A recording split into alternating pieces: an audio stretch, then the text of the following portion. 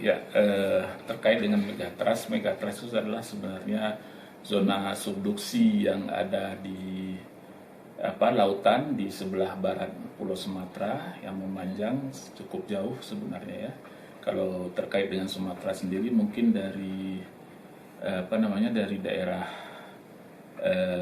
Lampung, kemudian atau Selat Sunda sampai ke Andaman sana, itu adalah zona megatrust. Jadi di zona megatrust ini terjadi proses atau peristiwa subduksi. Subduksi itu maksudnya adalah ada dua lempeng bumi, yaitu lempeng benua sama lempeng samudra yang saling bertumbukan, bertabakan. Jadi si lempeng samudra ini berat sehingga dia ke bawah, kemudian lempeng benua Eurasia ini dia ringan, dia naik ke atas. Nah, dalam pertumbukan itu ada masa-masa tertentu bisa merilis energi, mengeluarkan energi karena dia ada tekanan tertentu atau stres dan strainnya, sehingga bisa menimbulkan gempa. Kalau dia akumulasi energinya, strain itu kecil, sehingga bisa menghasilkan gempa yang kecil, tapi dalam akumulasi energi yang besar dia bisa menghasilkan gempa yang besar. Sebagai contoh mungkin gempa yang terjadi pada 2004, Desember 2004 itu termasuk yang paling besar. Dan selain berpotensi gempa besar di tempat tersebut, dampaknya dengan masyarakat adalah yang lain adalah karena terjadi gempa di daerah megatrust atau zona subduksi tadi, sehingga bisa menyebabkan terjadi tsunami pada kondisi-kondisi tertentu. Kalau kita lihat dari perulangan kegempaan sebenarnya cukup bervariasi, tergantung dari besar kecilnya gitu ya, dari 5 sampai 100 tahun kalau kita lihat dari kajian peningkatan B-value dari perhitungan tertentu itu bisa ada 5 sampai lebih dari 100 tahun seperti itu. Tetapi kan naturalnya gempa itu kan yang besar-besar itu terjadi jarang, yang kecil-kecil itu terjadi banyak. Jadi itu sunatullahnya seperti itu. Jadi yang gempa kecil itu banyak terjadi, bahkan hampir setiap hari atau setiap hari. Kemudian yang besar-besar ini mungkin dalam periode-periode yang cukup lama. Ya, Pak. Sebenarnya ya pergerakan lempeng yang terjadi di zona subduksi itu kan secara terus-menerus tidak berhenti gitu ya. Otomatis dalam aktivitas tektonik tersebut pasti dia ada bagian-bagian atau bagian-bagian tertentu di megatrust tadi yang misal mengakumulasi energi, kemudian ada bagian-bagian lain yang terlepaskan energinya gitu ya. Kemudian di sepanjang megatrust tersebut dia nanti akan terjadi perulangan-perulangan tadi, maka ada daerah-daerah yang aktif sudah menghasilkan gempa, nanti ada bagian-bagian yang masih gap, masih kosong, belum menghasilkan gempa. Nah, di tempat-tempat yang sudah menghasilkan gempa, maka dia perlu waktu untuk menghasilkan gempa yang berikutnya. Tapi di daerah-daerah gap ini yang berpotensi akan terjadi gempa yang akan segera ataupun paling tidak dalam waktu dekat seperti itu. Kalau secara kasat mata tidak bisa ya, tidak bisa. Tapi kalau secara penelitian yang mendalam kita bisa tahu bagian-bagian mana yang akan menjadi target gempa berikutnya seperti itu.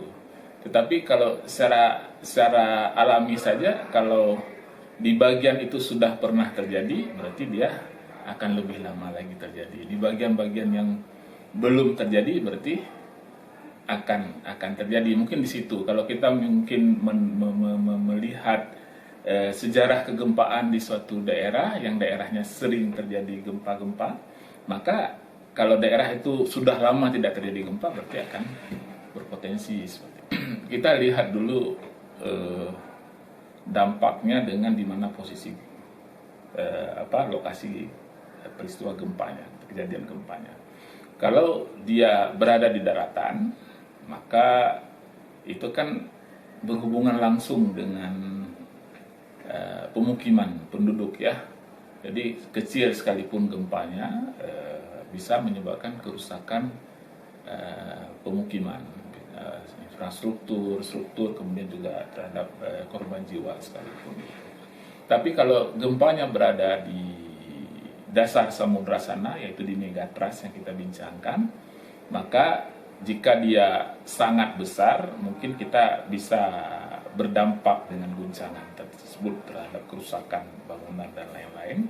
Tetapi dalam kapasitas tertentu juga, karena dia megatrust itu adalah di zona subduksi itu terjadi penurunan blok, sesudah terjadi gempa, maka akan menyebabkan pergerakan air laut ya, sehingga itu yang menyebabkan tsunami. Nah, tsunami ini adalah dampak lain. Kalau satu sisi kita bilang dampak sekunder dari gempa tadi, tapi sebenarnya tsunami dianggap juga sebuah bencana primer sendiri. Gitu. Jadi dampak untuk gempa megatrust jadi ada dua, selain guncangan yang terjadi atau kerusakan infrastruktur dan struktur akibat dari guncangan gempa. Kemudian juga bisa kerusakan akibat dari aliran air dari tsunami, kalau dia berpotensi tsunami.